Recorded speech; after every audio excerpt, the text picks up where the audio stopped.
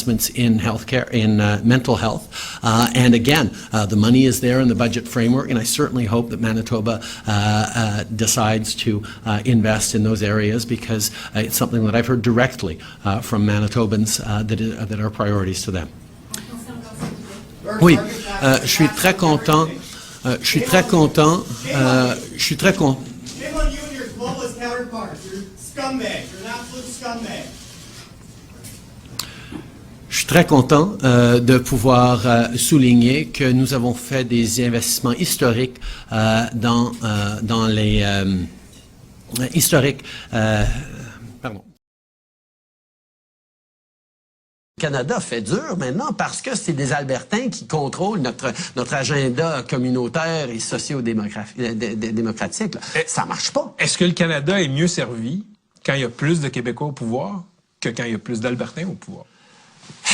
Ben, je suis libéral, alors c'est sûr que je pense que oui. Certainement, quand on regarde les grands premiers ministres du 20e siècle, les seuls qui ont vraiment tenu le coup, c'était des députés du Québec. C'était Trudeau, c'était Mulroney, c'était Chrétien, c'était Paul Martin. Alors, on a un rôle, on a ce pays, le Canada, est à nous. Albertans remember having lost their businesses, lost their homes, lost their jobs, lost their hope because of Pierre Trudeau's arrogant anti-Alberta national energy program. And I frankly don't see much difference between Pierre Trudeau's policies and Justin Trudeau's arrogant anti-Alberta attitude that he's expressed more than once, say that the reason he criticized Canada because he said it was being run by Albertans. And said that only Quebecers are qualified to be Prime Minister. This kind of divisiveness has no place with somebody aspiring to be Prime Minister, and nor does a policy that would constrain our ability to export in an environmentally responsible way our oil and gas to get their true value so we can build those schools, hospitals, roads, and infrastructure.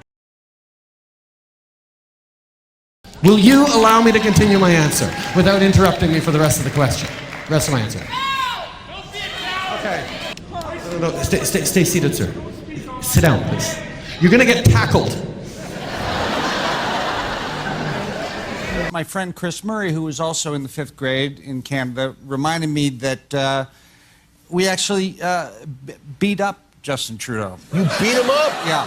Why? Yeah. I don't know.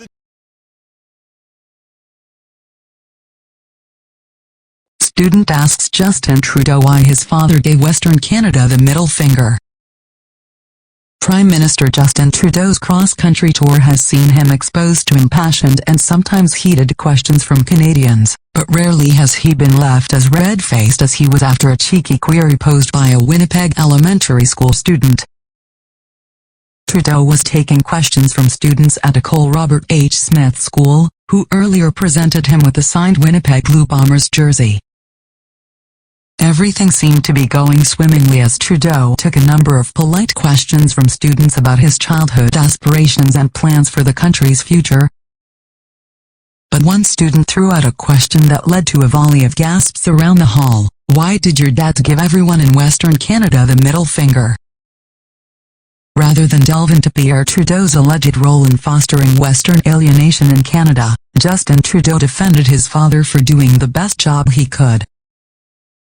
My father had an approach to politics that not everyone agreed with, Trudeau said to the shell-shocked audience. Some of the decisions my father made, there were a number of people who disagreed with them quite intensely, and they didn't always get along the best way, he continued.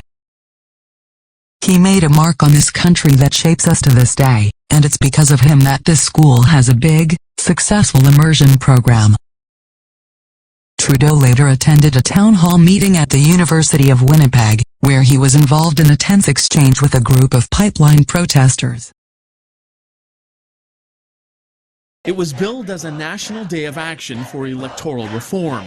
Hundreds braved the cold on Parliament Hill with a clear message for the Liberal government.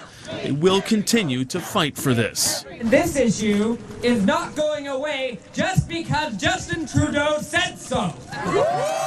That anger is being felt right across the country after Prime Minister Trudeau said he's abandoning his promise that the 2015 election would be the last one under the first-past-the-post system.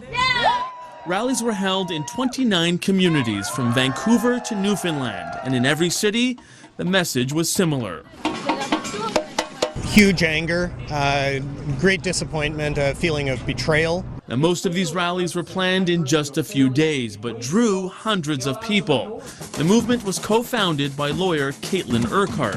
It's a message that we are going to hold them accountable for their promises and their commitments, and that we hope that they will bring it back on the table. Trying to change. But the Prime Minister argues changing the system would allow fringe parties to be elected with a minority of seats and give them the balance of power. A political calculation based perhaps on the results of the Brexit vote and the American election. Friday in Yellowknife, Trudeau made it clear, despite the anger, he's not changing his mind. And I know people will be disappointed. Yep. But this was my choice to make. And I chose to make it with full consequence of the cost that is possibly going to come to it.